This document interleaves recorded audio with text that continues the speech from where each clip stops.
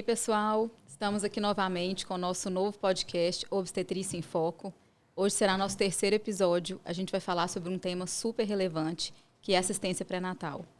Muitos dos problemas, das divergências, dos desencontros que a gente observa da assistência à gestante, ao parto, acontecem pela má assistência pré-natal, ou pela assistência pré-natal inadequada.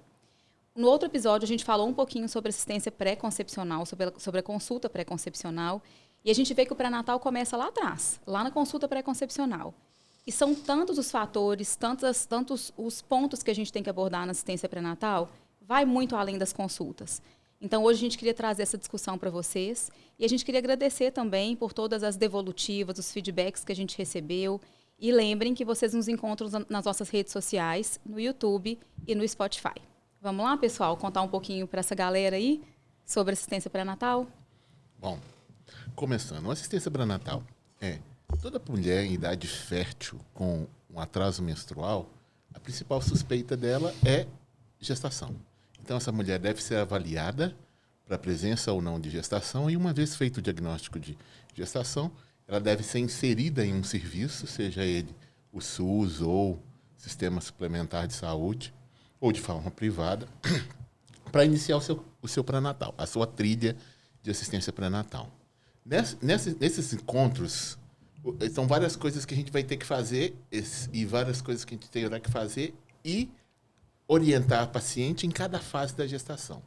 Logo no início, a gente deve iniciar o uso de ácido fólico, que é uma suplementação que a gente usa de preferência, por isso que é a importância da consulta pré-concepcional, a gente vai introduzir o ácido fólico antes da gestação e vai usar até 12 semanas da gestação. Ou, caso não tenha iniciado, iniciar com o diagnóstico de gestação e o uso até 12 semanas de gestação.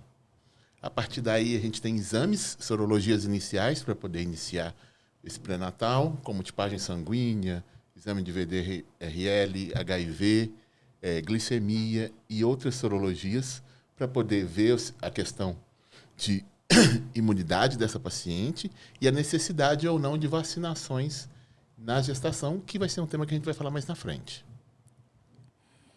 Sim, a questão aí do pré-natal é um gargalo, né? E tem uma importância muito grande, tanto para orientação quanto para diagnóstico de possíveis problemas, né, que possam vir a surgir. E o mais importante, né, além dos exames que são solicitados, é uma anamnese, que seria a entrevista que a gente faz com a paciente ali na primeira consulta. Né? Vale lembrar que a primeira consulta de pré-natal é uma consulta geralmente extensa, trabalhosa. Ali a gente vai identificar fatores de risco. Né? A gente sabe que na maioria da população são mulheres saudáveis, sem fator de risco, né, que vai enquadrar ali no pré-natal de risco habitual. Mas, invariavelmente, em algumas situações, a gente vai encontrar algum risco apenas na anamnese, apenas naquela primeira entrevista, ou seja, naquela conversa, aquele primeiro contato que a gente tem com a gestante quando nos procura. Então, sentou ali no consultório e a gente vai conversar, avaliar a história dela, tentar identificar fatores de risco, história social dela, história familiar, que também é muito importante, né? Também a do parceiro, né? do pai. E a partir daí, como disse o Guilhermino, a gente solicitar exames que sejam necessários, né? Para poder... Né?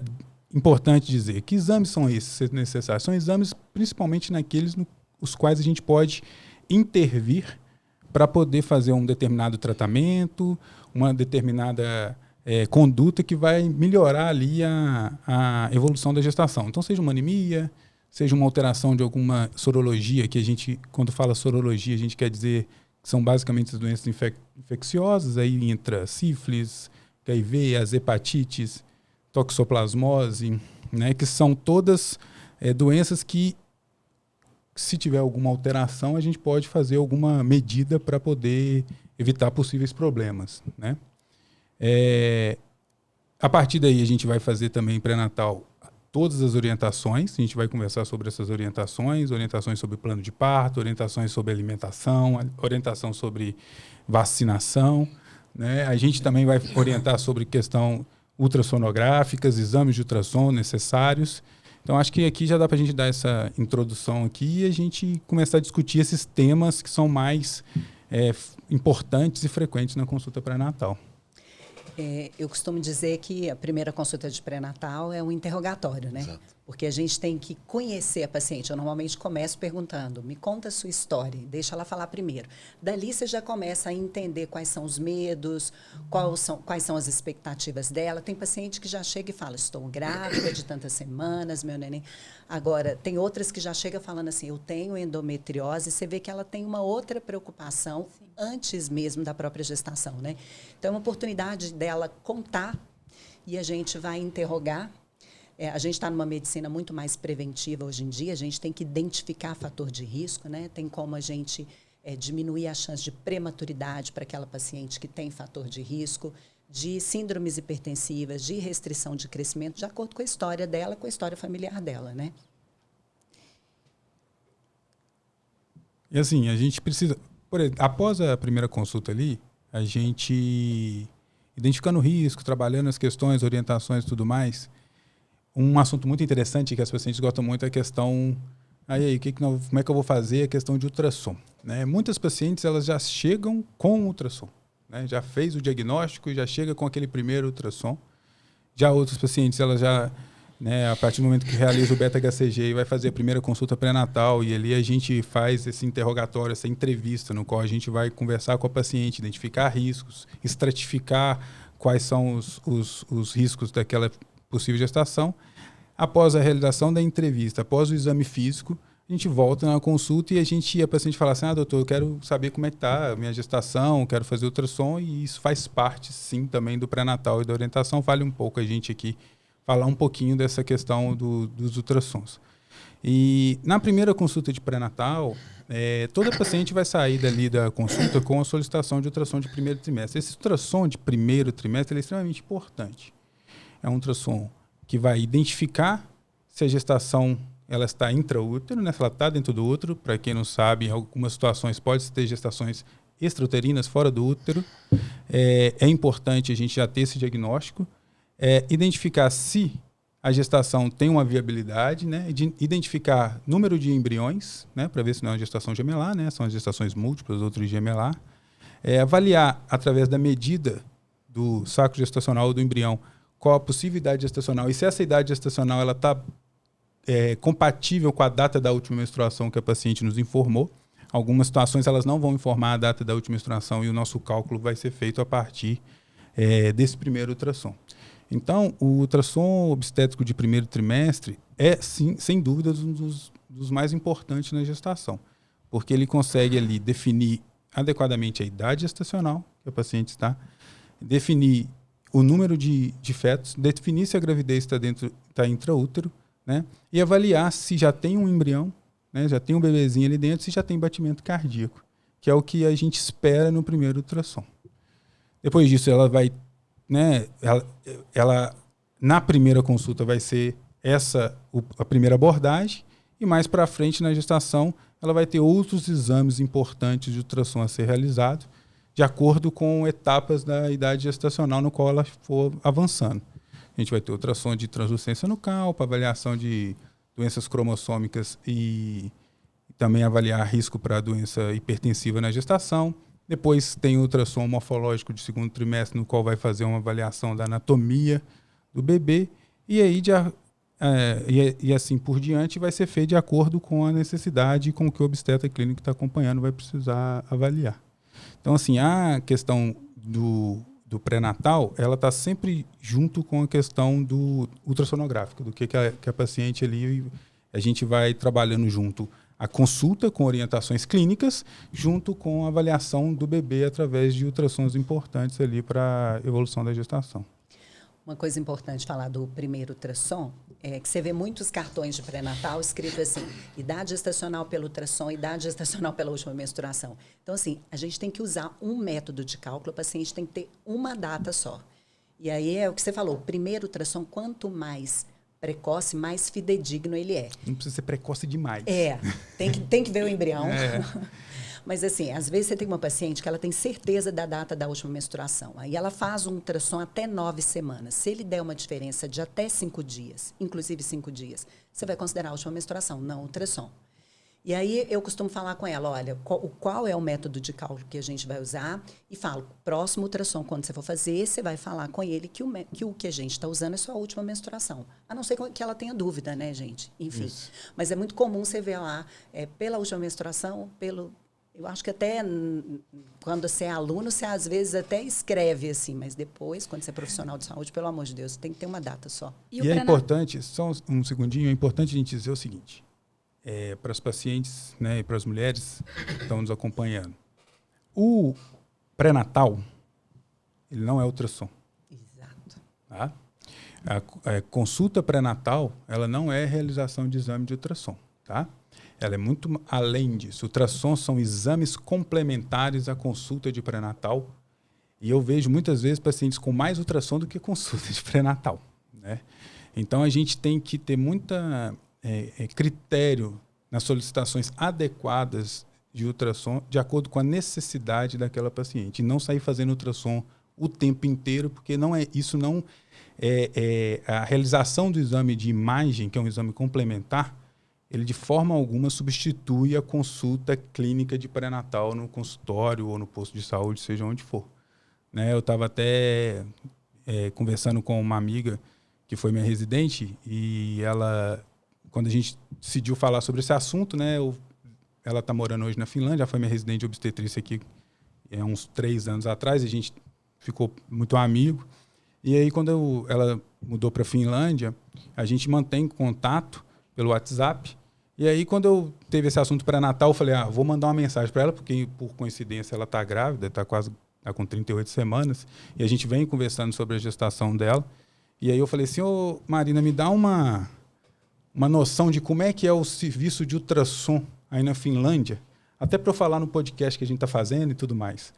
E aí ela falou assim, Thiago, posso te mandar vários áudios, porque é complexo, né? Então, ela foi e me mandou vários áudios e achei extremamente interessante ela dizendo que, olha, eu moro no interior da Finlândia, numa cidade que tem 100 mil habitantes, eu faço meu acompanhamento pré-natal todo pelo Serviço Público de Saúde da Finlândia, e aqui a gente tem 4 exames de ultrassom.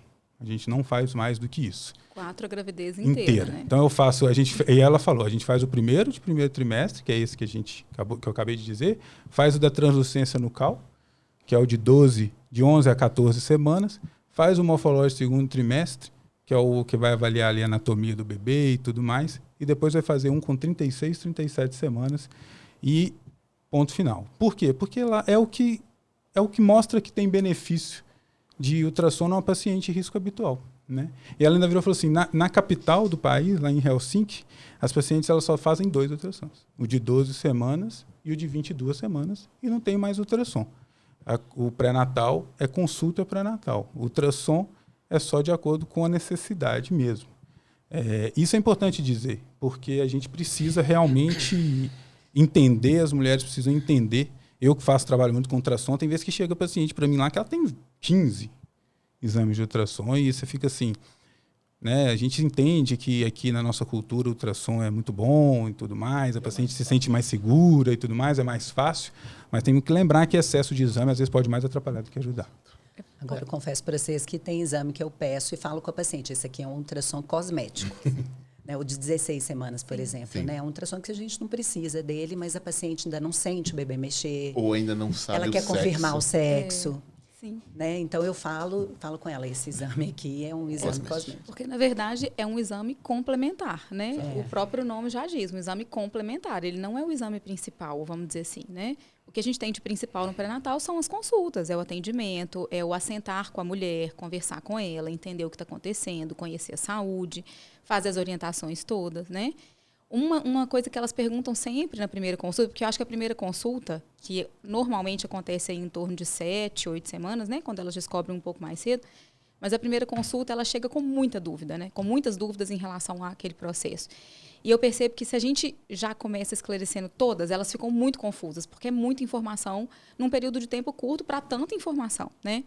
E uma dúvida que ela sempre tem é como que é a rotina de atendimento pré-natal, que eu acho que é um ponto importante da gente explicar para as mulheres, né, que nos escutam, porque elas perguntam, então, como que vai ser essa rotina de atendimento? Então, a rotina de atendimento pré-natal é composta normalmente por uma consulta a cada 4 semanas, né, até em torno aí de umas 32, 34 semanas. Depois a gente faz consultas quinzenais, até por volta aí de 37, 38 semanas, depois consultas semanais até o nascimento, né, até o parto. Isso eu acho importante porque a gente ainda vê, infelizmente, algumas mulheres chegando nos plantões liberadas do pré-natal. E isso não pode acontecer, né? Não existe uma liberação do pré-natal, né? Não existe alta do pré-natal. O pré-natal termina quando o bebê nasce. O pré-natal termina quando o parto acontece, né? Se o parto não aconteceu, esse pré-natal não pode terminar. Essa mulher não pode ser liberada do pré-natal. E aí, esse intervalo de consultas vai mudando à medida que as coisas vão acontecendo, porque a obstetrícia é um processo extremamente dinâmico, né? Um pré-natal de uma paciente saudável pode começar muito bem e, de repente, pode se tornar um pré-natal de alto risco. Então, a gente pode ter que mexer nesse intervalo de consultas em função das comorbidades ou dos acontecimentos que forem aparecendo ali ao longo daquele acompanhamento.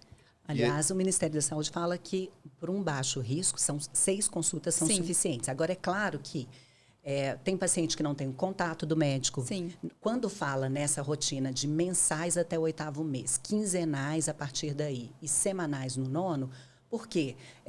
A gente está falando do paciente do privado, paciente do SUS, paciente que tem um contato do médico, paciente que não tem um contato do médico, paciente de alto risco, paciente de baixo risco. Então, é uma orientação geral. Sim. Mas, por um baixo risco, 6 consultas são suficientes. Agora, a alta do pré-natal é inadmissível até para paciente de risco habitual, né? A alta do pré-natal só poderia acontecer se a paciente tiver uma cesariana programada agendada. Porque aí, no caso, ela está ali e ela já marcou a cesariana dela com 39 semanas para apresentação pélvica.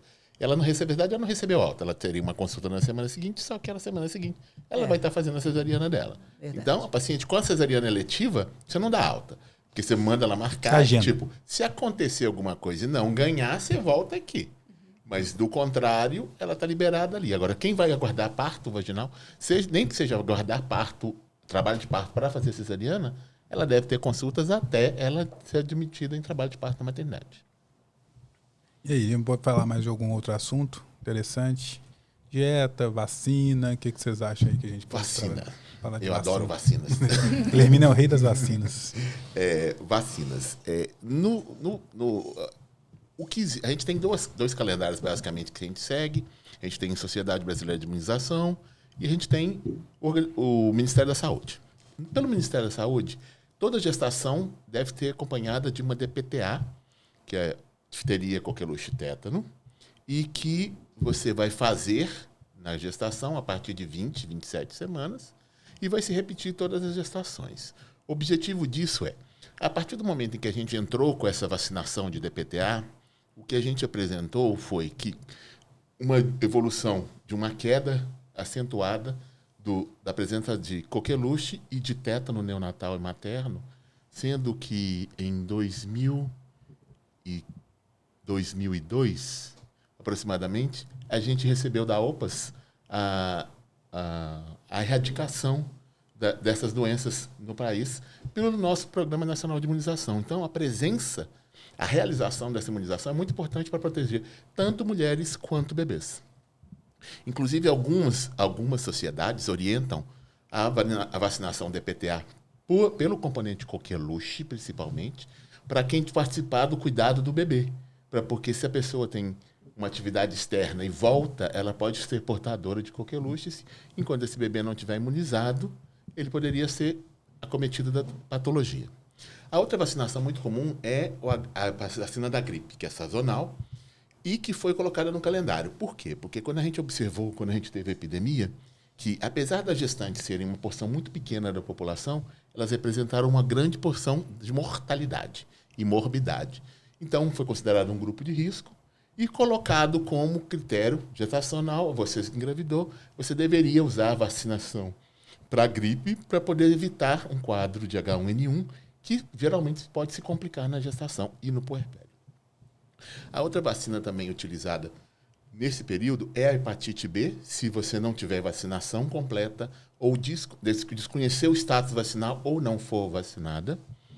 E a outra recomendação que chegou agora foi a vacina do vírus sincicial respiratório. que está no calendário da Sociedade Brasileira de Imunização, mas não faz parte do calendário do Ministério da Saúde. Ainda. Então, essa vacinação do sincicial respiratório, ela é adequada para poder diminuir quadros graves de bronquiolite, mas ela ainda está só presente na rede privada, com um custo de R$ 1.800, ou seja, um custo significativo, e que você, pelo laboratório, ela é admitida que se faça a partir de 24 semanas, mas aqui a Anvisa liberou entre 32 e 36 semanas. E vai ser uma conversa entre médico e paciente para poder acertar qual que é o seu desejo em matéria de vacinação. Existem outras vacinas não comuns que podem ser feitas na gestação. Existe uma grande preocupação, por exemplo, com a febre amarela. E, às vezes, a gestante vai fazer uma visita a um país onde se exige o cartão de vacinação e a febre amarela. Se a paciente é gestante, se ela tem uma dose abaixo de 5 anos, ela deveria ter sido vacinada de novo. Se ela foi vacinada acima de 5 anos, o Ministério preconiza uma dose única. Nessa paciente, se você desconhece o status vacinal dela e ela tem que viajar, você tem que avaliar como se encontra a questão epidemiológica do local onde ela está indo. Se existir um grande risco dela ser acometida da doença no local, sim, vale o risco de vacinação, porque apesar de as pacientes que foram vacinadas inadvertidamente, não existiu nenhum aumento de mortalidade, de abortamento, trabalho de parto prematuro ou infecções nesses bebês dessas mães vacinadas inadvertidamente, em comparação às pacientes não vacinadas. A mesma coisa vale para a rubéola, que a gente não vacina a rubéola na gravidez, mas quando se faz campanha, muitas vezes a gente vacina mulheres que não sabiam que estão grávidas e que inadvertidamente são vacinadas e que você descobre a gestação após a vacinação. E o que você observa você não tem síndrome de rubéola congênita. Alguns dados mostram mínimas probabilidades de infecção intraútero, mas sem síndrome de rubéola congênita. E não há mudança da evolução em matéria de trabalho de parto, abortamento e malformações em comparação à população geral.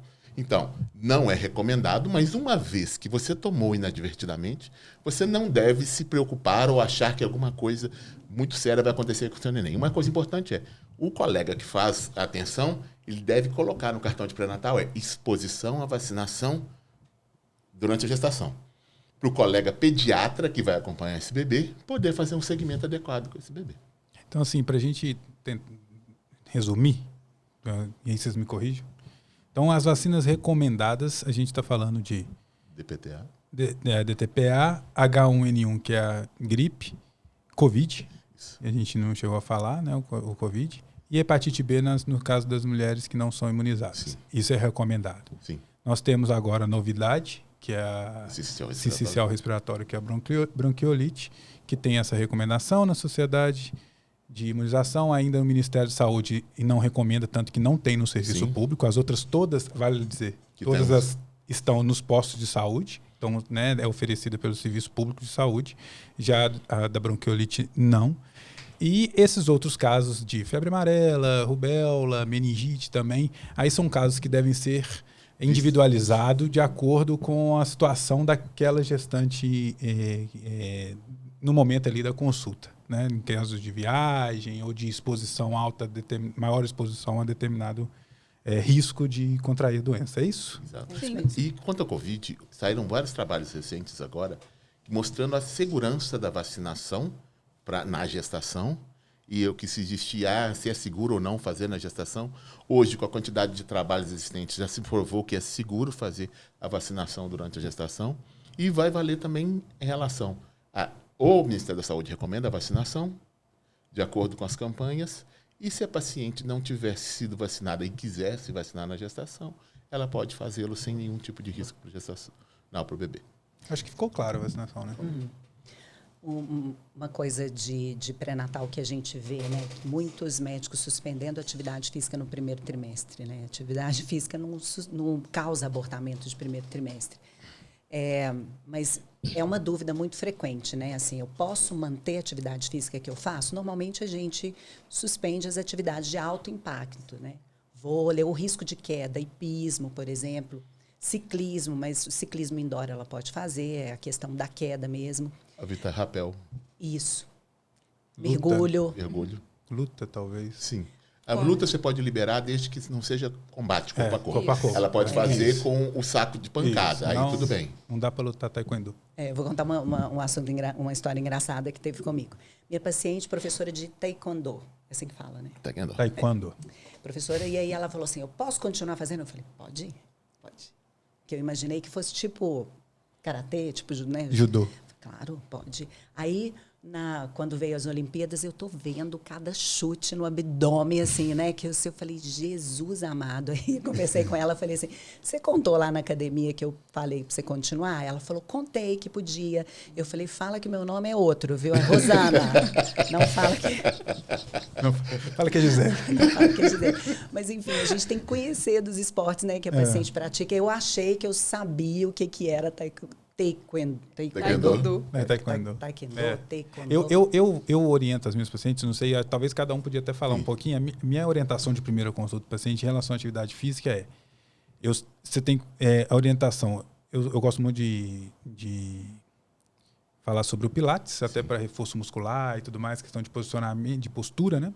E uma atividade aeróbica. Aí eu pergunto para você, você faz atividade física habitualmente? Eu faço. Então, beleza. Agora, o que às vezes é que você tem uma paciente que chega, uma gestante, que ela é sedentária. Tem 4 anos que ela não faz nada. Aí agora ela engravida, eu quero ir para academia. Aí não dá. Aí mas as coisas têm que ter um certo limite, um certo cuidado. Então vamos começar devagar. É importante você fazer um exercício aeróbico. Aí já vai na caminhada, 30, 40 minutos ali, 4 vezes por semana. Porque também, o que eu pensei, eu já tive paciente isso. Ela tem 4 anos que não faz nada. Aí engravida, não. Eu li que tem que fazer atividade física. Aí quer ir fazer spinning, correr na esteira, não vai dar, não vai. Ou então vai fazer funcionar. crossfit. Ou fazer crossfit. Eu falei, então tem que começar. Então eu oriento assim, ó. Já faz atividade física, mantenha a sua atividade física, desde que não exista essas situações aí que a gente abordou, mantenha a sua atividade física. Você não tem contraindicação. Não faz atividade física, vamos começar de uma forma adequada, tranquila. E você sabe que uma vez eu li, vou falar para você, acho que eu nunca falei isso para vocês, talvez, acho que vai ser a primeira vez. Eu achei isso sensacional. Eu estava com os residentes no Júlia, e aí a gente falando assim, paciente fazer atividade física, tem diabetes, tem que fazer atividade física, é muito diabética e tal. Aí a paciente um dia perguntou assim, mas o quanto de atividade física que eu posso fazer? E eu falei assim, e aí, o que a gente fala, paciente? Aí eu fui ler, fui pesquisar. Aí joguei lá, recomendações, não sei o que, tal, achei uns artigos e teve não lembro de onde, né? Mas muito interessante, que ele falava assim, pacientes sedentárias, está recomendada atividade física. O quanto de atividade física?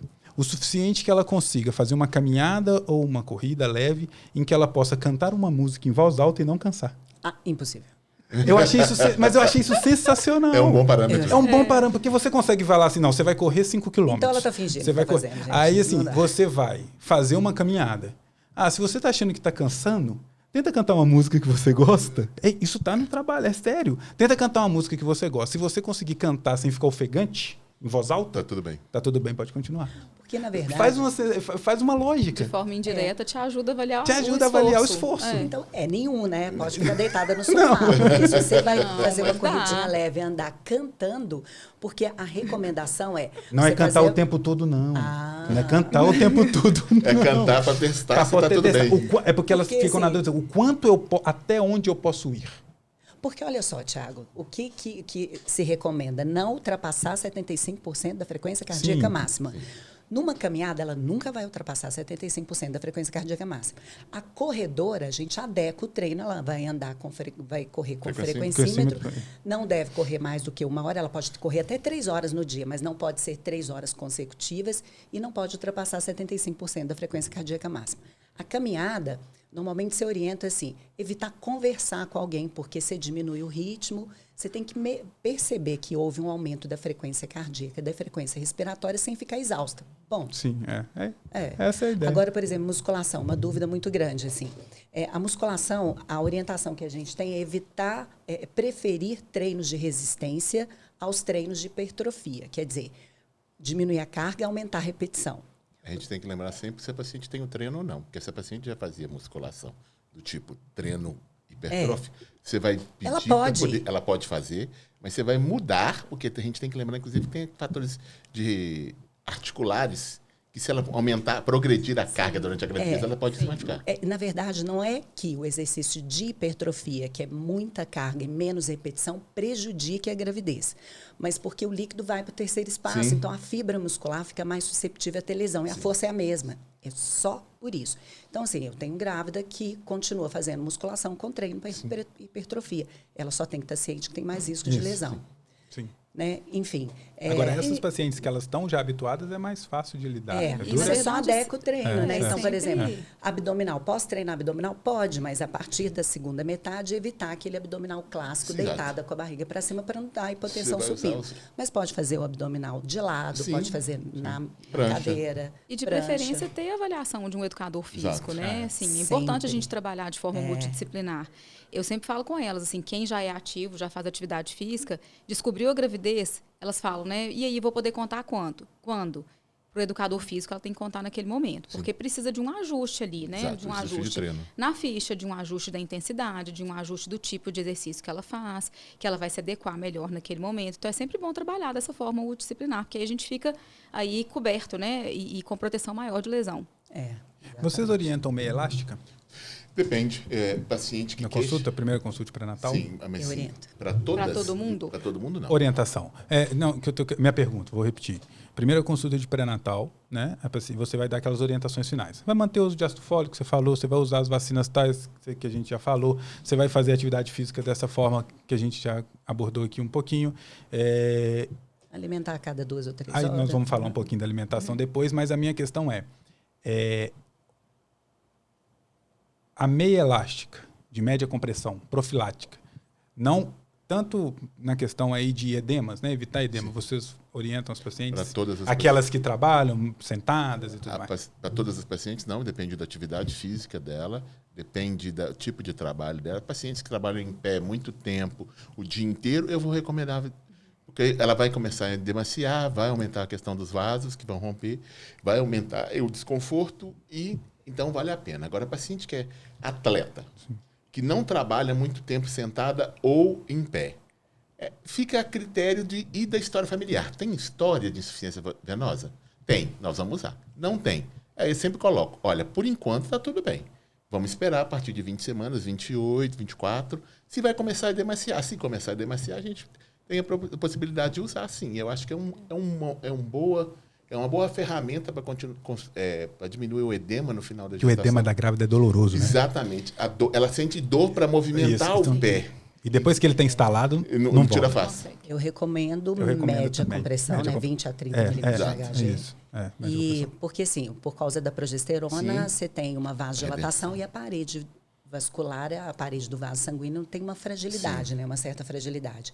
Mas eu oriento assim, não pode dormir com a Exato. meia. Não tem dúvida também. E durante a atividade física ela não precisa Sim, da meia. exato, Ela sim. vai usar quando ela vai ficar muito tempo em pé ou Exato. muito tempo sentada. Normalmente no trabalho, né? Final exato. de semana não tem necessidade. Sim. E da alimentação? O que a gente pode falar? O que vocês orientam sobre dieta? O que eu sempre brinco com as minhas pacientes é... Aí elas ficam com medo assim, o que eu posso comer? Eu falo assim, o que eu não posso comer? Aí eu brinco, comida estragada e comida que você não gosta, tá bom? Agora, especificamente, que nem tem a história de não pode comer japonês. Aí eu sempre pergunto, deixa eu fazer uma pergunta, a japonesa sai do Japão quando ela engravida? Não. Então ela come comida japonesa lá? Come. Então, você pode comer comida japonesa. É claro que você não vai comer o salmão ou o atum da barraquinha do seu Zé na feira hippie. Mas um restaurante que você conhece, que vai garantir a procedência do alimento, você pode fazer a ingesta sim. Não posso comer pimenta, canela, gengibre. Aí eu respiro fundo e falo. A Índia tem o maior crescimento vegetativo do mundo. Eles comem canela, gengibre, cúrcuma e tudo mais.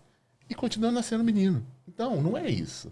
É você adaptar, saber se você tolera ou não, até a questão da pimenta, o quanto que vai ser apimentado e os outros condimentos.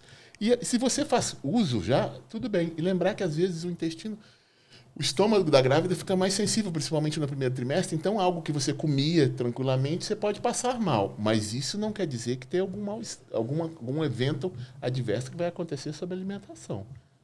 Isso são um dos pontos que eu coloco para elas. Eu acho que a questão da comida japonesa, que elas têm muito medo em relação à toxoplasmose, né? Eu podia dar uma orientada sobre Porque isso. ainda tem esse mito de que a toxoplasmose pode ser adquirida via comida japonesa, né? Então, na verdade, um dos exames da rotina pré-natal de primeira consulta é a sorologia para toxoplasmose. E quando ela vem negativa, ou seja, quando a mulher não teve contato ainda com a toxoplasmose, a gente faz algumas orientações para evitar que ela adquira toxoplasmose ao longo da gestação. Caso ela adquira toxoplasmose ao longo da gestação, para a mulher saudável, muitas vezes ela não vai ter nada, né? O quadro clínico aí muito inespecífico, sintomas parecidos às vezes com uma gripe, um mal-estar, nada muito específico em relação a alguma doença grave, mas a questão é que a toxoplasmose vai ter efeito prejudicial sobre o feto. Então a gente tem que tomar cuidado para ela não adquirir ao longo da gravidez. E aí o que a gente faz? Quais as orientações que a gente vai dar para ela? Então, evitar comer carnes cruas ou mal passadas, né? Lembrando que aí entra principalmente a carne de boi, porque o frango a gente já não come cru, né? Carne de porco ninguém come cru. E a carne de boi, que a gente tem a tendência aí, devido à gastronomia gourmet, né? Dela ser um pouco mais mal passada. Então, essa parte a gente evita. Mas não tem esse relato de transmissão de toxoplasmose por via, né, da comida japonesa. Então, às vezes a gente vê mulheres que adoram comida japonesa, deixando de comer por conta da toxoplasmose. A gente tem que desfazer um pouco esse mito, né? E sempre orientar isso que o Gui falou. Qual que é o objetivo da comida japonesa? É que você coma de um lugar de uma procedência adequada. Porque né? O problema é de quem lava. Para evitar outras contaminações. De repente vai ter uma gastroenterite, vai ter uma intoxicação alimentar por conta do alimento ali que está cru, mas não vinculado à toxoplasmose, né? Voltando um pouquinho sobre a toxoplasmose, já para a gente terminar essas orientações aí de profilaxia, de prevenção. Então, tomar cuidado com frutas e verduras cruas, né? Tudo que vai ao fogo, então se ela vai comer fora de casa, se ela vai almoçar fora de casa, para ela dar preferência para os alimentos que são cozidos, então uma couve refogada, né? Ou algum legume refogado. As frutas e verduras sempre bem lavadas, tomar cuidado com ovo cru, né? Às vezes a gente esquece que alguns alimentos têm ovo cru e a gente não pensa muito ali nessa questão. Presunto cru também. E os queijos não pasteurizados. Então, sempre que ela for comer queijo, né, dá preferência para os queijos pasteurizados. Ela consegue ver isso na embalagem do produto, né? Acho que é isso em relação à toxoplasmose, né? E os queijos com fungo, né? Assim, camembert, gorgonzola, né? Gorgonzola. Isso, evitar também. E não precisa matar os gatos, né? Exato. É importante a gente dizer, não precisa matar os gatos. Não precisa tirar para fora de casa. E nem desfazer o gato, né? Só não precisa só não comer o cocô do gato. Exato. Né? Que ninguém come mesmo. A gente orienta mais que alguém faça a limpeza da caixinha de areia, né? outra pessoa cuide, ela lave bem as mãos quando brincar com um animal de estimação, enfim, não tem que mandar o gato embora. E é que a gente também lembrar que tem um estudo do CDC que mostra que a maioria das infecções adquiridas na gestação, elas são por legumes e frutas, e não por carnes. As pessoas ainda têm muito medo das carnes, mas as verduras e frutas são as que mais fazem contaminação. Por isso que é importante esse preparo em casa, se você quer comer fora de casa. E fora isso, ficar não tão preocupado com a questão da carne, ainda mais aqui no Brasil, onde a nossa vigilância sanitária é muito boa. E qualquer carne suspeita, ela vai ser dispensada. Então, a qualidade da nossa carne é muito boa. Só uma coisa aqui para organizar, porque não é todo mundo que sabe o que é toxoplasmose, né? E o que é toxoplasmose tem a ver com gato, né? Sim. Então, na verdade, a toxoplasmose é uma doença que pode ser transmitida pelas fezes do gato que está infectado com a toxoplasmose ou por alimentos contaminados com as fezes do gato. Então, só para a gente organizar, porque nem todo mundo sabe o que é e entender a razão dessa profilaxia. Normalmente, assim, tem paciente que detesta gato, que não brinca com gato, já teve contato com toxoplasma. E tem paciente que tem gato em casa e nunca teve. Então, assim, normalmente os gatos domésticos que não saem na rua, normalmente eles não têm, mas se a paciente ficar com medo, você pode testar o gato. Né? Enfim, então, agora uma coisa que você falou, Gui, assim, os alimentos termogênicos, né? O café virou não pode tomar café de jeito nenhum. Café, cúrcuma, canela, pimenta, chocolate. Então, assim, o uso doméstico deles, né, numa quantidade habitual, então, assim, não vai aumentar tanto o metabolismo a ponto de comprometer a gravidez, pelo amor de Deus. E, às vezes, você tem paciente com dor de cabeça resultante da privação da cafeína, né? Então, assim, 2 cafezinhos coados no dia não tem problema nenhum para a gravidez. E tá uma neura danada, assim, sobre os polifenóis, né? Então, se a gente for pegar os alimentos, pegar a substância que tem nesses alimentos, a paciente não vai comer nada. Não vai comer brócolis, não vai comer maçã, suco de laranja, suco de uva. Virou um medo geral, assim, porque os alimentos, né? Suco de uva, suco de laranja, maçã, esses polifenóis, teve um estudo publicado, eu não sei se no Journal Perinatology, não lembro onde foi publicado, falando que o uso excessivo de polifenóis pode causar fechamento precoce do canal arterial. O coração do bebê, do feto, ele tem um buraco que é para ficar aberto e depois que o bebê nasce é que ele vai fechar.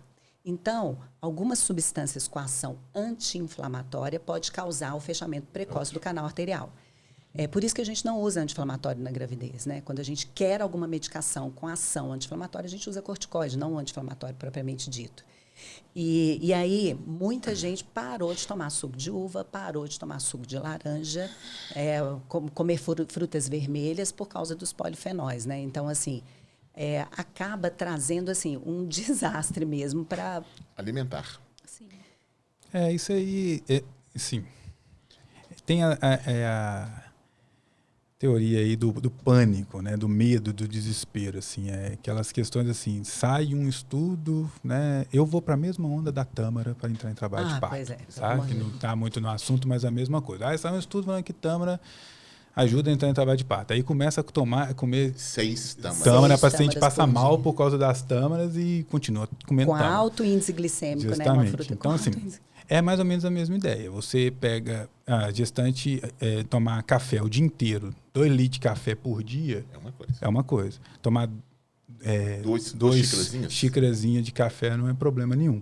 Então, é moderar, né? A gestante, ela precisa, sim, ter uma dieta balanceada na gestação.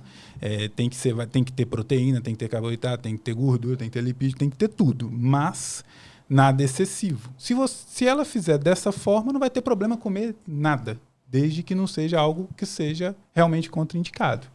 E não é o caso do café, do suco de uva, do suco de maçã e tudo mais, enfim. É porque na assistência pré-natal vale muito a premissa do equilíbrio, né? Justamente. Equilíbrio. Tem questões que são inegociáveis. O álcool é inegociável. O tabagismo é inegociável. Uso de drogas? Uso de drogas é inegociável. Mas alimento, se a gente for pelo caminho do equilíbrio, provavelmente é o caminho correto, sim, né? Não é nem tomar 2 garrafas de café por dia, não. Você dá conta de ficar com 2? Um de manhã ou à tarde? Não, já melhorou demais. Doutor, está muito bom assim. É isso aí. A gente ir pelo caminho do equilíbrio normalmente funciona muito bem para assistência pré-natal. Você me lembrou de uma coisa, que é a paciente que usa medicações. Por exemplo, antidepressivo. É muito comum ela engravidar e ela suspender. Exato. Né? Então, assim, não deve suspender, deve procurar um médico, deve ou adequar a dose, ou trocar a medicação, mas suspender nunca, né? E a gente tem que lembrar que existem uns... A nossa rotina de pré-natal é muito tecnocrata. A gente procura muito tratamento de doenças infecto-contagiosas. A gente tem outros problemas na gestação que podem acontecer e que geralmente o pré-natal é muito débil para poder tratá-los. Por exemplo, a gente tem o uso de drogas, a gente tem o sobrepeso e obesidade, a gente tem o tabagismo, o álcool, a violência doméstica, a depressão e a falta de auxílio social. Esses são eventos que pioram a qualidade da assistência pré-natal, porque muitas vezes as pessoas não vão às consultas ou não seguem as orientações porque não tem ninguém para garantir essa ajuda, esse auxílio social, ou as pacientes depressivas.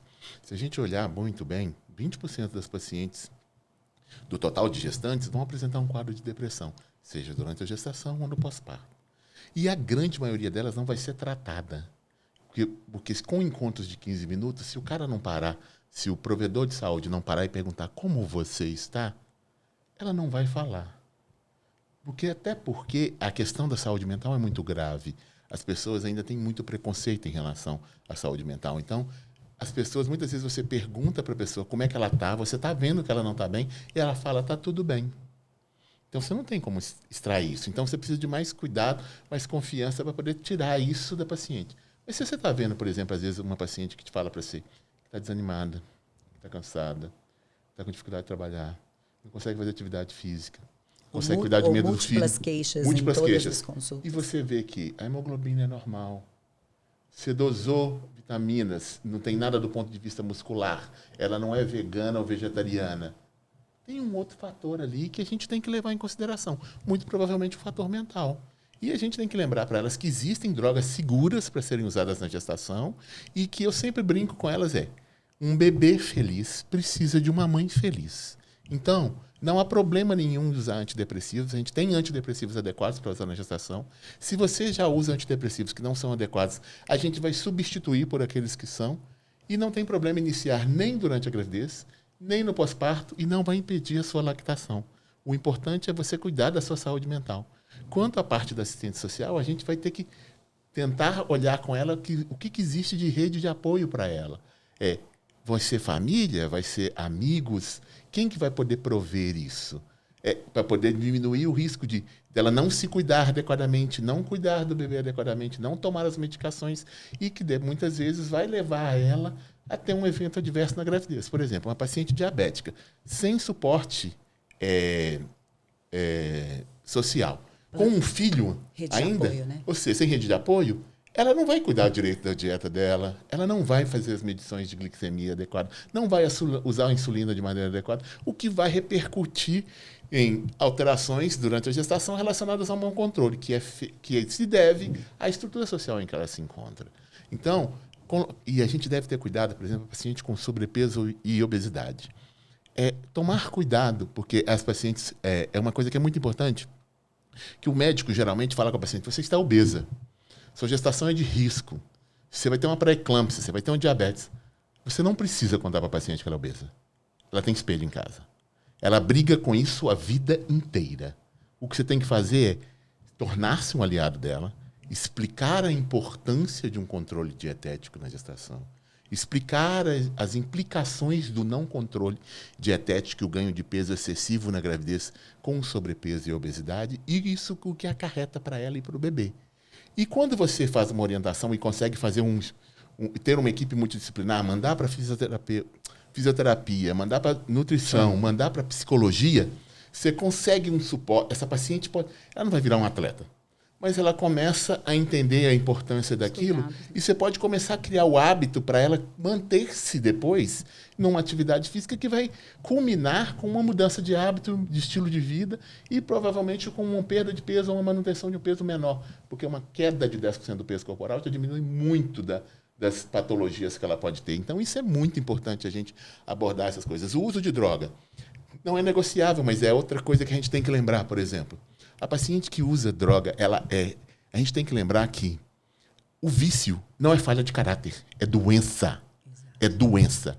Eu já atendi paciente, chegou chorando, porque, doutor, eu usei de novo, eu não consegui, e eu estou morrendo de preocupação com o meu bebê. Então, você vê um desespero genuíno nela, e ela precisa de quê? De suporte, de ajuda, para poder tentar vencer esse vício, e não alguém apontando o dedo para ela, falando que por causa disso seu filho vai morrer e que não sei o quê. Então, você tem que colocar para ela, a partir do momento que você identificou esse uso de drogas, e a explicar para ela que isso não é adequado durante a gestação, a explicar para ela quais são os riscos, principalmente quando você determina que é um vício realmente, não um uso recreativo, esporádico, porque não existe nenhum trabalho que fala para você que você está liberado numa quantidade mínima de uso de drogas ou uma quantidade mínima de uso de drogas, ou seja, de álcool. Não existe consumo seguro na gestação.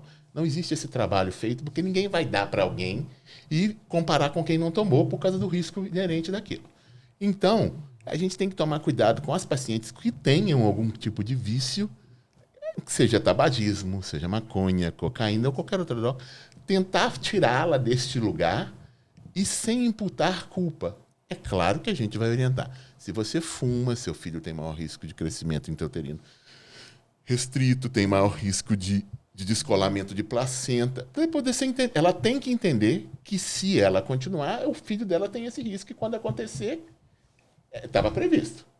Agora, a gente tem que apoiá-la para poder tentar fazer com que ela saia dessa situação de risco e que a gente, o que é o mais importante, a gente melhore o nosso desfecho pré-natal, que é para isso que a gente faz pré-natal. E por que o pré-natal, na verdade, o período ali que a gente acompanha aquela mulher no pré-natal, talvez seja o período que a gente tem para poder segurá-la conosco, assim. Começar, né, todo o processo de educação em saúde, como ela vai precisar ir à consulta. Pode ser que seja uma mulher que nunca teve rotina de atendimento ginecológico, que está aí há 4, 5 anos sem fazer uma avaliação ginecológica. E naquele momento, nós somos os médicos dela, né? É para a gente que ela chega, né? Então, é o momento da gente realmente começar a abraçar aquela mulher como um todo. Não só no período gestacional, mas começando já a criar ideias de hábitos saudáveis de vida para ela manter para além do pré-natal. Tem um ponto, assim, super importante da assistência pré-natal, que eu acho, assim... Eu, particularmente, gosto muito. Eu sei que tem muitos obstetras que não gostam, que é a questão do plano de parto, né? Às vezes a gente chega nos plantões e a gente vê os obstetras de plantão com os olhos arregalados, assim, porque chegou uma paciente com um plano de parto. E é claro que, como vários outros aspectos da obstetrícia, a gente tem as diferenças, né? A diferença do plano de parto que é feito com o médico, com o seu médico que te acompanha, que é quem vai assistir o seu parto. E a gente tem a diferença do plano de parto que é feito para a mulher que vai para o plantão. Porque são situações extremamente diferentes, né? Primeiro, para a gente se organizar, né, e para as pessoas conhecerem o que é o plano de parto. Então, o plano de parto é um documento onde a mulher vai escrever para a gente e para a equipe de assistência tudo o que ela gostaria que acontecesse no parto dela. E aí, esse documento, ele é feito na primeira consulta de pré-natal? Claro que não, né? O plano de parto é uma construção, né? O ideal é que ela leia, que ela estude, que lá, assim, pela metade ou para frente um pouquinho da metade da gestação, que ela comece a desenhar esse plano de parto. A gente tem vários modelos na internet, muitos obstetras entregam planos de parto para as mulheres. Na verdade, é para elas se inspirarem, né? Uma vez uma mulher falou comigo assim... mas eu não gostei muito desse plano de parto, não, porque ele é um plano de parto de preencher. E eu achei que estava meio mandatório. Eu falei assim, não é isso. O plano de parto é um documento de informação. Ele é muito para informar aquela paciente, informar aquela mulher, aquele casal, sobre tudo que pode acontecer naquele processo do parto, o que ela pode escolher, o que ela não pode escolher, se ela seguir por esse caminho, o que vai acontecer. Se ela seguir por aquele outro caminho, o que vai acontecer. Então, ele é um documento de muita educação perinatal. É para que ela entenda como que vai ser esse processo de nascimento e que, para de forma consciente, ela consiga fazer as escolhas dela. Então, o plano de parto, ele traz para a gente, assim, eu acho que é de uma riqueza tão grande, porque é a hora que você assenta com a paciente, assenta com a mulher e faz as orientações do que ela vai viver, o que aquela conduta vai gerar, o que pode acontecer. Na rotina privada, eu acho que o plano de parto é gerenciado, talvez, ou preenchido mais sob orientação das enfermeiras, né? Eu acho que, pelo menos na minha rotina, o que eu vejo, as pacientes que eu acompanho, normalmente preenchem um plano de parto com a orientação das enfermeiras, das doulas, e depois eu sempre faço um fechamento, né, na consulta. Ela tem um tempo ainda para tirar as dúvidas, para se orientar, e ela pode só preencher com um xizinho, ou ela pode escrever de próprio punho, ou ela pode digitar no computador, o jeito que ela vai fazer não importa. E aí, o que eu vejo de riqueza do plano de parto? Muito essa questão da informação. É o momento dela tirar as dúvidas dela. Outro dia, uma mulher falou comigo no consultório, assim, eu fiquei meio preocupada, porque ela falou assim, ela já tinha preenchido o plano de parto com orientação, e ela falou assim, eu tô achando que eu tô indo pro shopping, doutora Lude. Aí me preocupou. Eu falei assim, você tá achando que você tá indo pro shopping? Por quê? Porque a impressão que eu tive é que ela estava indo pro shopping passear sem informação. E a gente sabe que trabalho de parto não é um lazer de parto. Trabalho de parto é muito esforço, é muita dedicação, principalmente da mulher. E ela falou assim, não é nesse sentido. Eu estou achando que eu estou indo para o shopping porque eu estou muito confiante com a minha equipe. Eu falei, ok. Então, para essa relação médico-paciente, paciente-equipe, paciente-enfermeira, paciente-doula, eu acho que tá ok você ir para o shopping, mas sem informação, não. E o plano de parto é para isso, é para trazer essa informação. O que me preocupa do plano de parto, e que eu entendo que às vezes alguns obstetras não gostem, é quando o plano de parto cai no plantão. Porque, na verdade, assim, o ideal do plano de parto é que ela leia, que ela se informe, que ela preencha, que ela tire as dúvidas com a enfermeira, tire as dúvidas conosco, para a gente fechar aquele plano de parto. O que a gente vê acontecendo muito nos plantões? Ela chega sem orientação. Então, ela pegou um plano de parto na internet, ela preenche do jeito que está, tipo um copia e cola, Ctrl-C, Ctrl-V, e ela entrega aquele plano de parto na maternidade, sem nem saber o que ela está pedindo, se é que ela pode, se ela pode pedir aquilo, se aquilo ali que ela está pedindo realmente é real. Outro dia eu peguei um plano de parto na maternidade com os alunos, eu fui pegar o plano de parto para mostrar para os alunos, né, o que era o plano de parto. E a gente leu item por item. E aí eu ia falando com eles assim, esse item aqui, o que vocês acham a respeito? Dá para ela fazer escolha? É pertinente essa escolha? E eles falavam, Alguns itens a gente falava assim, não dá para ela fazer essa escolha. E aí, onde está o problema? Faltou informação. Então, tinha um item que ela colocava assim, se eu pedir analgesia, se eu quiser receber analgesia, eu quero que essa analgesia me faça somente não sentir a dor. Que essa analgesia não tire os meus movimentos e que eu possa me levantar depois. Tem como o profissional da anestesia garantir esse resultado? Não tem como. Então, era o momento do médico do pré-natal ou da enfermeira, ou, né, da equipe de assistência daquela mulher, porque a gente sabe que não é a realidade de todos, né, no Brasil, que assentassem e, olha, esse ponto aqui não dá para a gente garantir. Pode ser o melhor anestesista do mundo, a melhor técnica do mundo. A reação do seu corpo ao medicamento que você vai receber, muitas vezes é imprevisível. A gente não sabe, às vezes ele vai fazer a dose correta, o procedimento todo correto, mas a reação do seu corpo àquela medicação não é previsível dessa forma. Pode ser que você fique com um pouco de bloqueio motor. Pode ser que você não consiga se levantar da cama, não por um erro do anestesista. Muito às vezes pela metabolização do seu corpo, aquela droga que você recebeu. Então, para mim, esse é o viés do plano de parto. É porque, às vezes, é um instrumento extremamente importante, de educação perinatal super rico, tanto para ela, para o acompanhante que vai estar no parto, para a família, porque às vezes a família vem com uma carga cultural difícil, então o plano de parto ajuda a dissolver isso, para o estabelecimento da relação médico-paciente, da relação paciente-enfermeira e equipe, mas ele precisa ser debulhado, ele precisa ser assim, detalhado com essa mulher na real, para ela entender o que vai ser possível, o que não vai ser possível, para ela alinhar a expectativa e isso ajudar na experiência positiva de parto. Porque senão o plano de parto, ao invés dele ser um instrumento para a gente melhorar a experiência dela, para ela ter uma experiência positiva de parto, vai ser pior. Porque ela vai ter uma experiência extremamente negativa, porque ela vai se sentir frustrada, porque aquela expectativa que ela tinha não aconteceu. Você explicou muito bem. Eu chamo o plano de parto, eu peço para todas as pacientes fazerem, eu dou um modelo de plano de parto na primeira consulta. Falo com ela para elas estudarem, eu dou material para elas estudarem durante a gravidez e peço para elas trazerem um plano de parto entre 28 e 34 semanas para a gente discutir, que ela converse com a doula e com a enfermeira se ela tivesse esses profissionais e para trazer essa discussão depois para a gente poder bater um papo. E aí é muito claro isso, por exemplo, eu chamo ele de alinhamento de expectativas, porque às vezes a paciente fala, porque eu quero um parto normal na banheira. Mas você vai ganhar menino no plantão. Não existe nenhum plantão privado em Belo Horizonte, deve ter em Minas Gerais, que faça parto na banheira.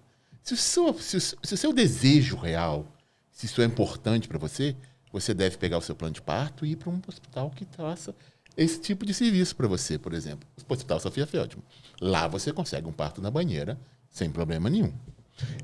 A paciente diz, eu quero romper... se por acaso a bolsa romper no final da gestação, eu quero aguardar em casa. A minha orientação é sempre, você vai ter equipe, vai ter um enfermeiro para te olhar, ou você vai ganhar no plantão? Não vou ganhar no plantão.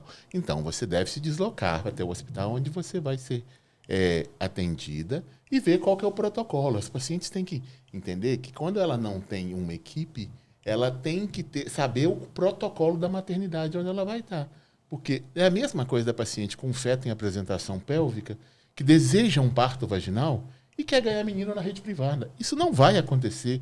Se ela chegar com 10 centímetros, eles vão empurrar a bunda do menino para poder fazer uma cesariana, por mais absurdo que possa parecer. Então, se ela quer realmente um parto normal, ela tem que procurar. Ou seja, a paciente tem que ser informada para ela saber o que ela quer e onde ela vai conseguir. Ou seja, alinhar as expectativas, porque se ela quer algo e quer ganhar menino num outro hospital cujo protocolo não contempla o desejo dela, ela vai ficar frustrada. É como as pacientes com cicatrizes uterinas prévias que querem um parto induzido mecanicamente na rede privada. Isso também não acontece. Então, você tem que alinhar as expectativas todas entre os seus desejos e o que o sistema te dá para você saber o que você vai conseguir. E o plano de parto ajuda até nisso. Exatamente. Se fizer de forma correta com o seu profissional, ele vai saber te orientar até essas questões. Inclusive, esse plano de parto que eu recebi com os alunos, ela, além dela falar essa questão da anestesia, ela colocava assim, se minha bolsa romper, eu desejo aguardar o início do trabalho de parto. Aí eu sentei com os meninos justamente para conversar sobre isso, né? Ela pode querer aguardar, mas isso é factível para aquele lugar onde ela vai ser atendida? Isso é possível, porque a gente também tem que entender que a realidade de um plantão, seja ele um plantão de SUS, seja ele de um plantão de maternidade privada, é diferente da realidade de uma assistência, um médico, uma paciente. Ou um médico, uma enfermeira, uma doula e uma paciente. Infelizmente, é muito diferente. Não necessariamente... Melhor ou pior. Tudo é o melhor ou pior. Isso vai depender de cada um, de qual que é a expectativa. Mas o que eu acho que falta, porque o plano de parto ele é um instrumento maravilhoso quando bem conduzido, quando bem realizado. Se você só solta e entrega sem ter as orientações, sem orientar aquela mulher sobre quais os caminhos e sobre a realidade que ela vai viver, ele se torna ruim, ele fica maléfico. Sim. Né? A gente começa a ver malefício. Exatamente. Aconteceu comigo recente, uma paciente ia ter parto com plantão, rompeu a bolsa. A gente sabe que 50% das pacientes vão entrar em trabalho de parto espontâneo nas primeiras 18 horas de bolsa rota, se ela nas gestações a termo. Mas aí ela rompeu bolsa e entrou em contato comigo. Eu falei com ela, eu não posso te dar uma orientação diversa do protocolo do plantão. O protocolo do plantão é a bolsa rompeu a partir de 34 semanas, é igual internar e induzir. Então, eu não posso dar outra, porque não sou eu que vou conduzir. Não sou eu que vou conduzir, né? Então, assim, eu tenho que dar uma orientação. Isso aconteceu recente. Agora, uma coisa importante do plano de parto, quando ela tem equipe, às vezes tem coisas que ela não precisa colocar. Por exemplo, não quero que faça episiotomia, não quero que faça nenhum procedimento sem discutir comigo alternativas. A gente já não faz isso mesmo, né? Mas, às vezes, tem algumas coisas que para ela é importante. Tem paciente que fala, eu gosto de penumbra, eu gosto de silêncio, ou umas falam, eu quero que meu marido segure o neném e me entregue na hora de nascer. Tem outras que falam, não quero que ele esteja de frente para a cena do parto, que esteja atrás. Então, assim, são coisas, são detalhes que para a paciente é muito importante. E ajuda né? a gente também. Porque a gente sabe, a gente às vezes vai lidar na situação sem ter que ficar perguntando. E sem ter que ficar aquele clima ruim. Você já sabe ali o que aquela paciente deseja naquele momento. Na verdade, qual que é o objetivo? Né? Eu falo isso muito com elas. O objetivo é que elas vivam esse momento do nascimento e que elas queiram reviver esse momento todos os dias da vida dela. Uma coisa muito importante que o Guilhermino falou, não lembro se foi no primeiro ou no segundo episódio, é da gente valorizar o nascimento a ponto de entender que ele vai ter uma repercussão sobre a vida daquela criança. Se ela tiver um trabalho na escola, isso me marcou demais. Se ela tiver um trabalho na escola e alguém perguntar para ela como que foi seu nascimento, chega em casa e conversa com a sua mãe. Quantas vezes os filhos da gente fazem isso, né? Tem que fazer uma entrevista. E aí chega lá na casa e fala, mamãe, preciso fazer um trabalho para a escola, como é que foi o meu nascimento? Se a resposta, ou até a forma como ela reage, é uma resposta ruim, a gente não sabe o tamanho desse buraco no coração dessa criança, até onde esse acontecimento vai ser ruim para a vida dessa criança. E quando é uma vivência boa, como que a criança, assim, nossa, realmente eu fui muito amada, realmente esse momento da minha chegada foi muito importante para mim. Isso é autoestima pura, isso é amor puro. Isso vai muito além do que um parto. Por isso que o parto é só um pouquinho ali de todo o significado dessa assistência na vida da mulher, né? Sim. Acho que a gente está meio que chegando no final também. Tem uma história que é uma colega médica, é muito bacana. Ela queria um parto domiciliar. E o bebê dela estava sentado.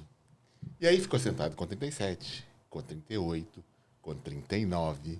E aí ela virou, não vou ter jeito, eu vou ter que fazer uma cesariana, não tem como ser parto domiciliar. E com 40 semanas, o bebê virou. E aí ela teve um parto que ela queria, que era um parto domiciliar. E o filho dela contando a história, porque ela contou para ele, que esperou ele até o final, ele contando depois, é muito bacana. Não, porque eu fiquei sabendo que eles iam operar minha mãe. E aí eu dei a cambalhota e nasci de parto normal. Ou seja, ele ficou todo empolgado de ter virado e nascido de parto normal, quando ele entendeu o desejo da mãe de ter um parto normal, principalmente domiciliar. Então, assim, ter essa história bacana para contar sobre o próprio nascimento, faz muito bem para as crianças. Tem que ser um momento bom, né? Sim. Tem que ser um momento de alegria, né? A gente tem que lutar junto com a mulher para que seja um momento de alegria, de satisfação, de boas, né? Por mais difícil que seja. Sim. Porque isso não é proporcional, né? Às vezes ela teve um parto difícil, um parto com muito esforço, um parto demorado, mas ela não vê isso como um sofrimento, né? Isso é extremamente importante da gente enfatizar. Eu queria só, antes da gente terminar, falar um pouquinho do ultrassom, que eu falei lá no começo. eu acho importante essa informação, porque como ultrassonografista também, eu sou obstetra que faz ultrassom, deixar bem claro, né? Eu gosto de deixar isso sempre claro, porque senão eu fico passando só como ultrassonografista, né? Enfim, mas brincadeiras à parte, as gestantes, as pacientes, elas não podem medir o seu obstetra pelo número de ultrassom que ele pede. Tá? Isso eu acho importante, que aqui nós temos 4 obstetras. Né? Por quê? Porque eu percebo muito isso, né? Até no próprio relato, lá no ultrassom, porque, infelizmente, na nossa cultura, o ultrassom virou rotina. Exato. Uma rotina quase que, em algumas situações, chega a ser até diária. Tá? E eu já vivi isso várias vezes. Não que às vezes não seja necessário, mas quase sempre não é necessário. Tá? E outra coisa que eu queria falar um pouquinho, assim, eu já falei quais são os ultrassons essenciais, vamos dizer assim, né? Que a gente não vai passar ali de 3, 4, uma gestação de risco habitual, de pacientes em fator de risco, e falar um pouquinho do 3D. Assim, eu acho importante dar essa informação seguinte: eu não tenho nada contra o 3D. Eu não tenho nada contra paciente que queira fazer um ultrassom 3D, 4D, 5D, já estou inventando D para vários, né? D, o que mais tem é D. Não tenho nada contra. Inclusive, eu acho que para aquela gestante, aquele casal que deseja ter a fotinha, eu acho isso importante, assim como a gente está falando aqui até da lembrança do parto, aquela fotinha ali, da lembrança da gestação, ela é muito importante. A única coisa importante é os pacientes saberem que isso não tem um benefício científico real. Tá? Então, eu queria deixar essa mensagem, porque aquela ideia de, se você escutar numa rede social ou algum profissional falando da saúde que o 3D ele é extremamente necessário para a sua gestão, não é. São condições muito específicas, assim, muito específicas. Não, praticamente quase nenhuma. Né? Mas ele tem o seu valor na questão de, eu quero ver uma fotinha do rostinho do bebê, ok, sem problema. Eu acho que assim, eu não faço ultrassom 3D. Não é que eu não sei fazer, eu não tenho uma agenda de 3D porque não é o meu perfil, mas em momentos que eu estou com uma paciente, vocês sabem aqui que eu faço ultrassom de quase todos os pacientes, quando eu estou lá fazendo um ultrassom de rotina, de tudo mais, tem uma pose bebê, está numa posição bonitinha lá, bacana, eu faço a foto e eu vejo que é super gratificante para a paciente. Ela fica super feliz. Tira foto, ainda brinco, tira foto e vai botar no grupo do WhatsApp da família. Isso é importante. Isso eu não diminuo. Sim. Agora, usar isso, um exame, como uma maneira de que é uma coisa necessária, não é. Eu ainda desconheço um benefício científico real, exceto alguns casos muito específicos de uma formação de genitália, não vou entrar em detalhes aqui, ou algumas questões cardíacas, mas muito, muito, muito específico. Quem não faz 3D na gestação, ultrassom, ele não está tendo um pré-natal ou um acompanhamento com prejuízo. Então, eu só queria deixar essa mensagem final aí, porque eu acho que a gente já falou muito. Sim. E a gente não esgotou, né? Tem fisioterapia. Exatamente. De repente, a gente faz depois a gente traz uma fisioterapeuta também. Etapa aí, né, de assistência pré-natal. Né? Então, pessoal, a gente queria agradecer vocês pela audiência. Espero que vocês tenham gostado desse episódio. Continuem nos acompanhando. Daqui a pouco a gente já vai lançar o 4º episódio. Esperamos que vocês gostem. Grande abraço.